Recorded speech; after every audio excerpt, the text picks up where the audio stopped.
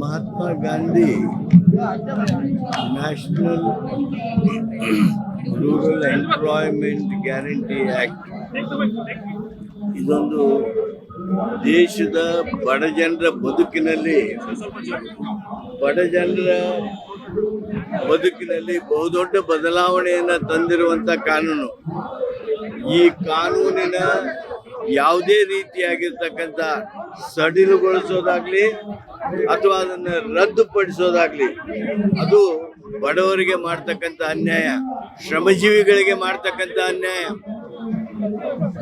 ಹಳ್ಳಿಯ ಕೃಷಿ ಕಾರ್ಮಿಕರ ಬದುಕಿಗೆ ಅನುಕೂಲ ಆಗಲಿ ಅಂತೇಳಿ, ಅವರ ಗ್ರಾಮದಲ್ಲಿನೇ ಉದ್ಯೋಗ ಸಿಗಬೇಕು ಅಂತೇಳಿ, ಅವರ ಪಂಚಾಯಿತಿ ಪ್ರದೇಶದೊಳಗಿನ ಉದ್ಯೋಗ ಸಿಗಬೇಕು ಅಂತೇಳಿ ಈಗಾಗಲೇ ಕೆಲವು ವರ್ಷಗಳಿಂದ ನಡೆದು ಬಂದಿರತಕ್ಕಂಥ ಈ ಕಾನೂನನ್ನು BJP ಸರ್ಕಾರ ರದ್ದುಪಡಿಸೋದ್ರ ಮೂಲಕ ಬಡವರಿಗೆ ದ್ರೋಹ ಎಸಗಿದೆ.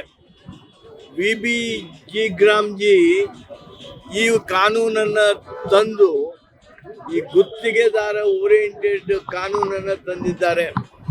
ಕಾರ್ಪೊರೇಟ್ ಸೆಕ್ಟರ್ಗಳನ್ನು ಬೆಂಬಲಿಸೋದಕ್ಕೆ, ಒತ್ತು ಕೊಡೋದಕ್ಕೆ, ಅವ್ರಿಗೆ ಅನುಕೂಲ ಮಾಡೋದಕ್ಕೆ ಈ ಕಾನೂನು ತಂದಿದ್ದಾರೆ. ಇದನ್ನು ಸರ್ವತಾ ಯಾರೂ ಒಪ್ಪೋದಕ್ಕೆ ಸಾಧ್ಯ ಇಲ್ಲ. ಏನು ನಾವು ಗ್ರಾಮಗಳಲ್ಲಿ, ಹಳ್ಳಿಗಳಲ್ಲಿ ಕೃಷಿ ಕಾರ್ಮಿಕರ ಮೂಲಕ ಆಸ್ತಿ ಸೃಷ್ಟಿ ಮಾಡ್ತಾ ಇದ್ವಿ, ಆ ಆಸ್ತಿ ಸೃಷ್ಟಿಗೆ ತಣ್ಣೀರು ಎರಚಿದ್ದಾರೆ. ಆ ಹಿನ್ನೆಲೆಯೊಳಗೆ ನಾವು MGNREGA ಕಾನೂನು ಮರುಸ್ಥಾಪನೆ ಆಗಬೇಕು. ಅಲ್ಲಿವರೆಗೆ ನಮ್ಮ ಹೋರಾಟವನ್ನು ಮುಂದುವರಿಸಿ. ಕೇಂದ್ರ ಸರ್ಕಾರ ಒಂದು ಆರೋಪ ಮಾಡ್ತಿದ್ರು, ನರೇಗಾದಲ್ಲಿ ಕೆಲವೊಂದಿಷ್ಟು ಲೋಪದೇಶ ಇತ್ತು, ಅದನ್ನ ಸರಿಪಡಿಸುವ ಪ್ರಯತ್ನ ಮಾಡಿದೀವಿ ಅಂತ ಅಷ್ಟೇ ಹೇಳ್ತಾರೆ.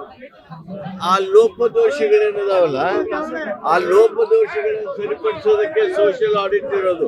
ಅದಕ್ಕಿಂತ ದೊಡ್ಡವೇನಾದ್ರೂ ಇದ್ರೆ ನಿಮ್ಮ ED, CBI, ಇನ್ಕಮ್ ಟ್ಯಾಕ್ಸ್ ಇವೆಲ್ಲ ಅವನ್ನ ನೀವು ಉಪಯೋಗ ಮಾಡಕ್ ಬರೋದಲ್ವಾ? ಒಮ್ಮೆ ಉಪಯೋಗ ಮಾಡಿದ್ರ